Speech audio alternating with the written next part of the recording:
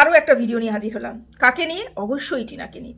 টিনাকে নিয়ে কিছু বক্তব্য রয়েছে, টিনাকে নিয়ে তো বলবোই। তার আগে তোমাদেরকে একটু বলে রাখি যে আমার কমেন্ট বক্সে আজকে এমন অনেকগুলো কমেন্ট পড়েছে যেগুলো রিপ্লাই আমি করতে পারিনি। আমি সেই কমেন্টগুলো রিপ্লাই করতে পারি যেগুলো এক লাইনের হয়, মানে আমার তিন চার লাইনের মানে কমেন্ট হলে পড়েনি আমার পক্ষে মানে পড়ে রিপ্লাই করাটা ভীষণ কষ্টের হয়। আর আমাকে একটু ভাবনা চিন্তা করতে হবে। তো আমি বুঝে যাই কারা কারা আমাকে নিয়ে পুরোপুরি পজিটিভ ভিডিও করছে, আমি তাদের পজিটিভ কমেন্ট করছে, তাদের কমেন্টটাতে আমি লাভ রিয়েক্ট দিয়ে দিই। কিন্তু কিছু মনে করো না, যারা যারা কমেন্ট করেছো আমি জানি না সেটা পজিটিভ কিনা নেগেটিভ কিনা, কিচ্ছু মনে করো না, আমি সেই কমেন্টগুলো দেখিনি। তবে একটা কমেন্ট দেখেছি, সম্ভবত প্রজ্ঞা নাকি, আমি বলতে পারবো না, নামটাও আমি ঠিক বলতে পারবো না, আমি দেখিনি ঠিকঠাক করে। তার কমেন্ট যে করেছে সেই কমেন্টের নিচে অনেকগুলো কমেন্ট, সেই কমেন্টগুলো কি নিয়ে, সেই কমেন্ট যে মানুষটা কমেন্ট করেছে তার নিচে এতগুলো কমেন্টের ঝড় কিভাবে উঠে গেল, কোন প্রসঙ্গে, এই প্রসঙ্গে কমেন্টগুলো করেছে, এই প্রসঙ্গে তিনি কমেন্ট করেছে এবং তার উত্তরে কিছু পজিটিভ ভিউয়ার্সরাও কমেন্ট করেছে। যে আমি বলেছিলাম সকালে ভিডিওতে যে যদি দাদার বাড়িতে কাছে থাকে এবং ফ্ল্যাটে উঠে টিনার খাটনি হবে, একদিনে জার্নি করে এসেছে, একটা শারীরিক খাটনি আছে, রান্না বান্না করে খেতে হবে, এই ঝুটঝামেলা কে করে? দাদার বাড়ির সামনে আছে, দাদার বাড়িতে চলে গেলে পর দাদার বাড়িতে ফ্রিতে সব কিছু খাচ্ছে যাচ্ছে থাকছে, একটু রিল্যাক্স একটা আসছে, শরীরটা একটু ভালো হচ্ছে, তারপরে সেই ফ্ল্যাটে যাবে, এরকম একটা বক্তব্য আমি রেখেছিলাম।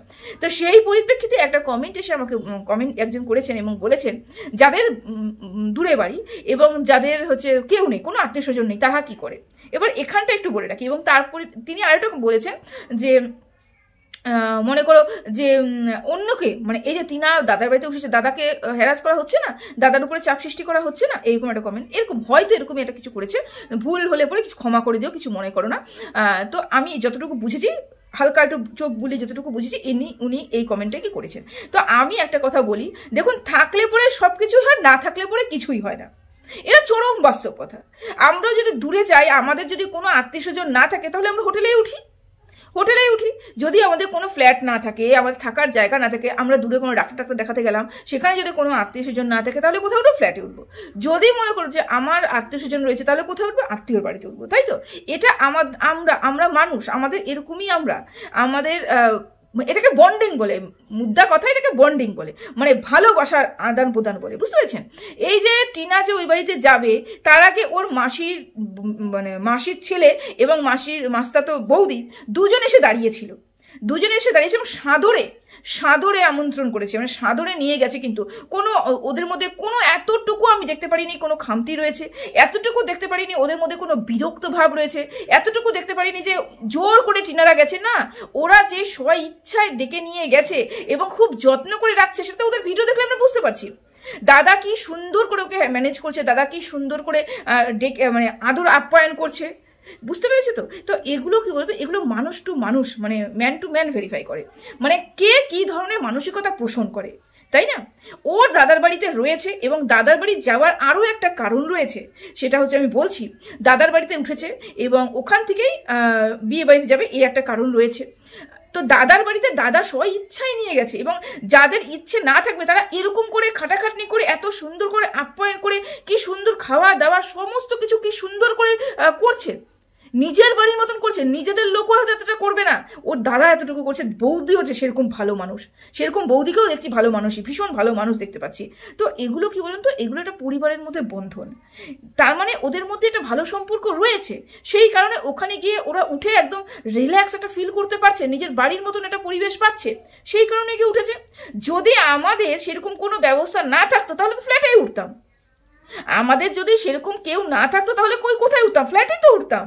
ফ্ল্যাটে উঠে হ্যাঁ খাটনি হতো, কিন্তু ফ্ল্যাটে উঠতাম। যেখানে দেখছি যে আমাদের কাছে অপশন রয়েছে, আমি একা ফ্ল্যাটে যাবো নাকি বা দাদার বাড়ি যাবো, যেখানে দাদা ডাকছে এবং বলছে যে আমি আমাদের বাড়িতে এসে, আমাদের বাড়িতে তুমি আসো, এখান থেকে বিয়ে বাড়ি চলে যাবো, এই করবো সেই করবো, এই একটা প্ল্যান ওদের আগের থেকে হয়ে গেছে, দাদার বাড়িতে ঢুকে গেছে, ফ্ল্যাটে যাবে এবং একটা বছর পরে যে টিনা আসবে আবার ফ্ল্যাটে যে থাকবে, এই কথা তো টিনা বলেই দিয়েছে।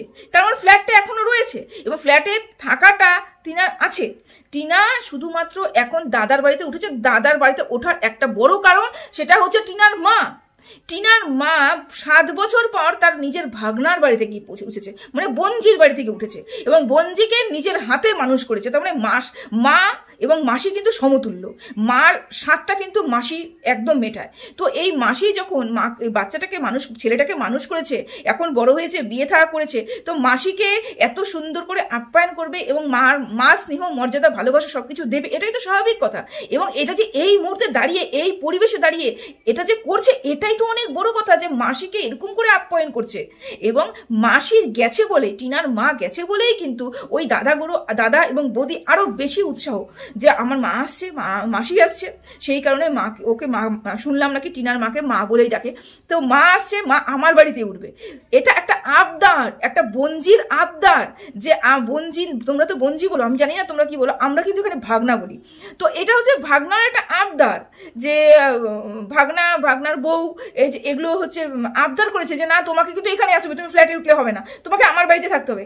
আমার আত্মীয় স্বজনগুলো যখন আসে, আমার বাড়িতে কোনো আত্মীয় স্বজন যদি আসে, যদি মনে করে ডাক্তার দেখাতে আসবে, কোনো জায়গায় যাবে, সেই উদ্দেশ্য করে আসছে, আমি কিন্তু সবার আগে ফোন করে বলি, হ্যাঁ আমি ফোন করে বলি কোনো জায়গায় উঠবে না, কোনো হোটেলে উঠবে না, আমাদের বাড়িতেই উঠতে হবে। কেন, আমি লোকজন ভীষণ ভালোবাসি। বলে এটা একটা মানসিকতা, যারা লোকজন ভালোবাসে, যাদের দ্বারা মিশতে ভালোবাসে, যারা ভালোবাসা দিতে ভালোবাসে, তাদের মন এরকমই উদার হয়।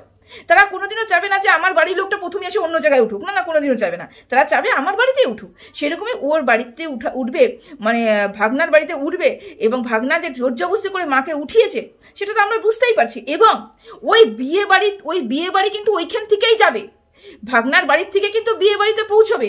এটাও কিন্তু টিনার মা ভালো করে বলে দিল, তাই না, যে টিনার মা বলে দিয়েছে ভাগনার বাড়িতে উঠেছি এবং এখান থেকে বিয়ে বাড়ি চলে যাব। এই কারণে টিনা এখনো ফ্ল্যাটে যাচ্ছে না, কেন ফ্ল্যাটে গিয়ে আবার ফিরতে হবে অনেকটা দূর। তার থেকে ভালো বাবা এই তো দুদিন বাদে বিয়ে, চলো বিয়ে চলে যাই, বিয়ে মানে শুরু হওয়ার পথে, এই যে দুদিন বাদে বিয়ে, তো বিয়ে বাড়িতে গিয়ে একবারে বিয়ে বাড়িটা সেরে টেরে এসে তারপরে আমি ফ্ল্যাটে যাব। এটা আমার একটা অনুমান, আমি জানি না কিন্তু সঠিকটা কি, কিন্তু এটা অনুমান করছি, এবং আমার অনুমান যদি মিলে যায় তাহলে ভালো কথা, না মিললে পরে কিছু করার নেই। কিন্তু এটাই হচ্ছে আমি ভিডিও দেখে যা বুঝেছি, ওরা এখান এসেছে, ওখানে থাকছে, ওখান থেকে বিয়ে বাড়ি যাওয়ার একটা প্ল্যান রয়েছে, বুঝতে পেরেছেন? আচ্ছা, আর যেটা আপনি প্রশ্ন করেছেন, আশা করি উত্তর দিতে পেরেছি, যে আমাদের কাছে যদি কোনো অপশন না থাকতো, আমাদের কাছে যদি কোনো আত্মীয় স্বজন না থাকতো, তাহলে আমরা কিছু করতাম না, আমরা উঠতাম, আমরা ওখানেই উঠতাম। মানুষ বলে না একটু সুবিধাবাদী, একটু সুবিধে খুঁজে চায়, একটু ভালোবাসা, একটু সুবিধে, একটু আত্মীয় স্বজন নিয়ে থাকা, এগুলো হচ্ছে টিনার পরিবারের লোকজনকে আমি দেখেছি। টিনার পরিবারে কিন্তু দেখবে একটা অনুষ্ঠান হলে পরেও প্রচুর লোকজন চলে আসে, আত্মীয় স্বজন সব ভরপুর হয়ে যায়। কোথার থেকে আসে, কিভাবে আসে? কারণ ওরা একে অপরের সাথে এরকম করে মেলামেশা করেছে, এরকম করে মিলমিশ তাদের মধ্যে আমরা দেখতে পেয়েছি। সেই কারণে ওরা চেয়েছে, ভাগনা চেয়েছে মাসি আমার কাছেই উঠুক, আর টিনা বলেছে চলো তাহলে দুদিন ঘুরেই আসা যাক, মাসি সবাই মিলে হই হুল্লোড় করতে পারবো। টিনা তো হই হুল্লোড় করতেই ভালোবাসে, না? এই টপিকটা নিয়ে অনেকটা বড় আলোচনা হয়ে গেল, কারণ আমার অনেক কিছু বলার রয়েছে। তো এটা আমি এখানে স্টপ করলাম। হ্যাঁ, তো আরেকটা কথা আমি বলে রাখি, যে আজকে আমি ভিডিও দেখলাম, সেটা সুয়ের ভিডিও দেখলাম। সু একটা কথা বললো যে টিনার ঠাকুমা তাহলে কোথায় গেল, টিনা তো বিয়ে বাড়িতেই গিয়েই উঠেছে। তা আমি বলি কি, ভিডিওটা করার আগে একটু ভালো করে ভিডিওটা শুনতে হবে, ভালো করে যাচাই করতে হবে টিনা ঠিক কি বলেছে, টিনা ঠিক কোন বাড়িতে উঠেছে, টিনা কি আদেও বিয়ে বাড়িতে উঠেছে, না ও বিয়ে বাড়িতে উঠেনি। এইরকম ভুল ইনফরমেশন দিলে পরে তো চলবে না। তুমি বলছো যে টিনা তো বিয়ে বাড়িতেই গিয়েই উঠেছে, তাহলে ঠাকুমা কই গেল? না, ঠাকুমা এই বাড়িতে নেই, যত সম্ভব ঠাকুমা তার পিসি মানে তার মেয়ের বাড়িতে, আর এটা হচ্ছে টিনার মাসির বাড়ি, মানে মার মেঝো বোনের বাড়ি। বুঝাতে পারলাম? এটা বিয়ে বাড়ি নয়, এটা হচ্ছে তার বোনের বাড়ি, বোনের ছেলের বাড়ি। টিনার হচ্ছে মাস্তাতো দাদা বৌদির বাড়ি, আর বিয়ে হচ্ছে টিনার পিস্তাতো দাদা মানে পিসির ছেলের বিয়ে হচ্ছে।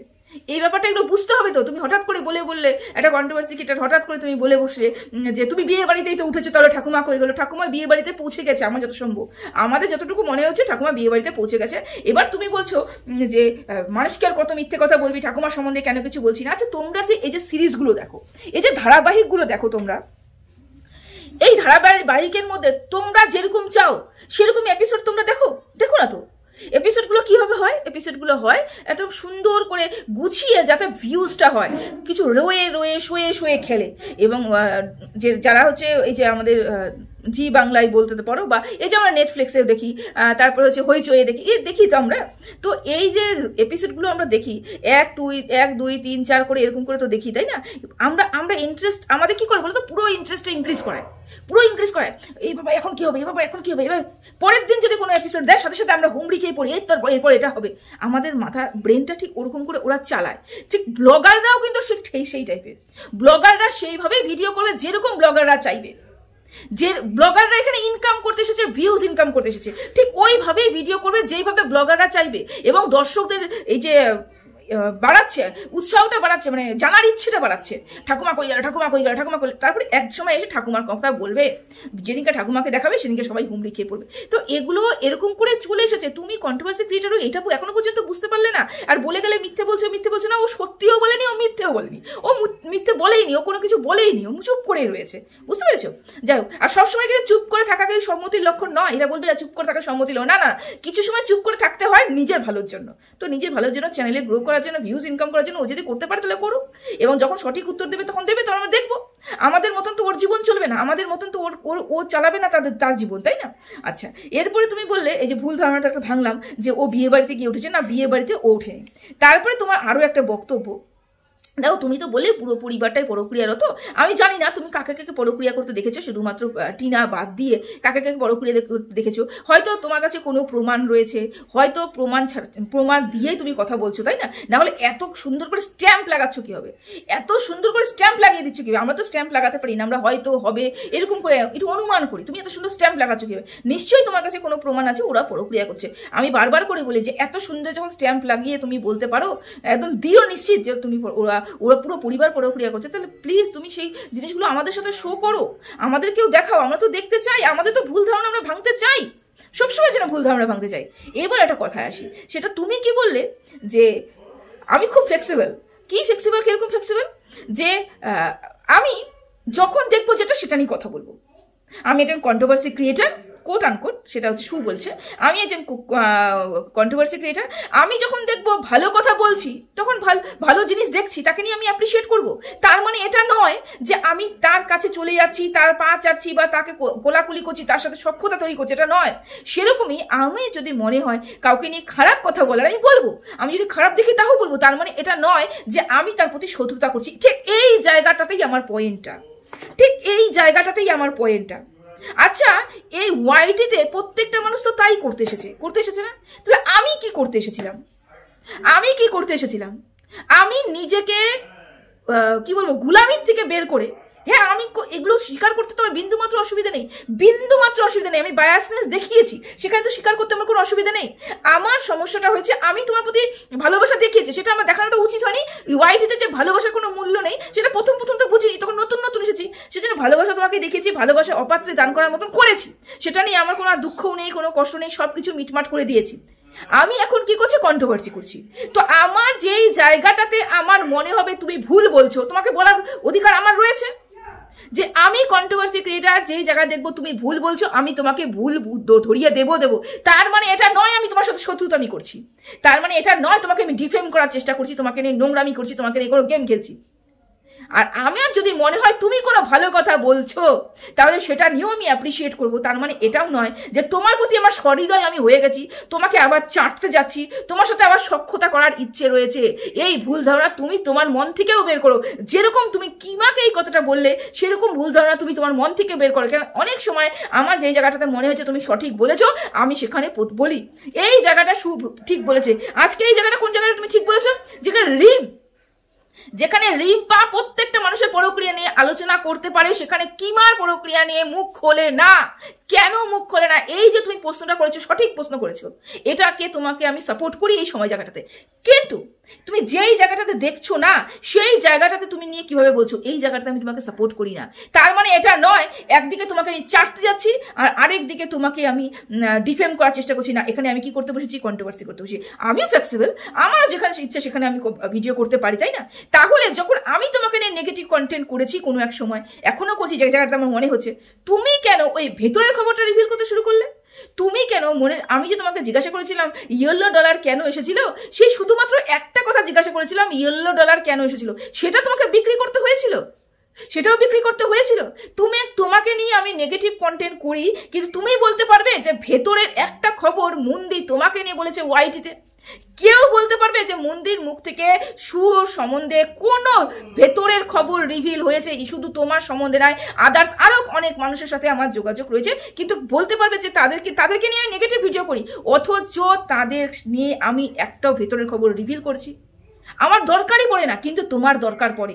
তুমি যখনই সুযোগ পাও তখনই ভেতরের খবর রিভিল করো। এটাকে কন্ট্রোভার্সি ক্রিয়েটার বলে না, এটাকে সুযোগ সন্ধানী বলে। তো এই যে তুমি বলে না কন্ট্রোভার্সি ক্রিয়েটার, যেটুক জায়গা তুমি কন্ট্রোভার্সি ক্রিয়েটারের কথা বলেছো ওটুক জায়গা ঠিক ছিল, কিন্তু তুমি যখনই তোমার ভিউজের দরকার হয়, তুমি যখন কাউকে ডিফেম করতে চাও, যখন মনে হয় যে না আমাকে নিয়ে নেগেটিভ কথা বলে ফেলেছে, সেটা তুমি নিতে পারছো না। তোমার নেগেটিভিটি যখন চোখে আঙ্গুল দিয়ে দেখাচ্ছে তুমি নিতে পারছো না, তুমি সহ্য করতে পারছো না, তখন কি করো? ভেতরে কি আছে সেগুলো বলতে শুরু করো, সেগুলো দিয়ে অ্যাটাক করতে শুরু করো।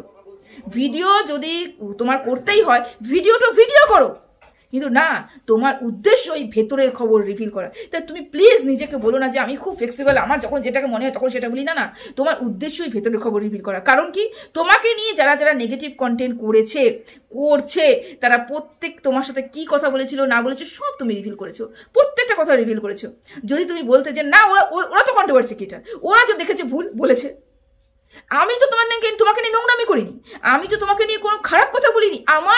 আমার দৃষ্টিভঙ্গিতে যেটা আমার যুক্তিহীন মনে হয়েছে আমি সেটা তুলে ধরেছি। আমার না কোনো ষড়যন্ত্রে যাওয়ার প্রয়োজন রয়েছে, না তোমাকে কোনো গালিগালাজ দেওয়ার প্রয়োজন রয়েছে, না তোমাকে ডিফেম করার আমার কোনো প্রয়োজন রয়েছে, না তোমাকে মিথ্যে কথা বলে তোমাকে অপমান করার আমার কোনো প্রয়োজন নেই। আমার তোমার ভিডিও দেখে যেটা মনে হয়েছে আমি ঠিক সেগুলো নিয়ে আলোচনা করি। তারপরেও তোমাকে আমার ওই একটা ছোট্ট কথা বিক্রি করতে হয়েছিল। ইভেন যখনই তোমার মনে হবে তুমি এই ধরনের ছোট ছোট কথাগুলো নিয়ে বিক্রি করবে, কোনোদিন আমার ইমোশনস, কোনোদিন আমার কান্না, এগুলো তুমি বিক্রি করবে। কিন্তু দেখো, আমি আজও বলে যাচ্ছি, আগামীতেও বলবো, তোমার সাথে আমার কি কথা হয়েছিল, তুমি কতবার কল করেছিলে, কি যোগ, কিচ্ছু মুখ থেকে বলবো না। আমার এটা কন্ট্রোভার্সি চ্যানেল, আমি এখানে পার্সোনাল শত্রুতা করতে আসিনি। আশা করি তোমাদের সবাইকে বোঝাতে পারলাম। তো চলো, ভিডিওটা এখানে শেষ করলাম। সবাই ভালো থেকো, সুস্থ থেকো, টাটা।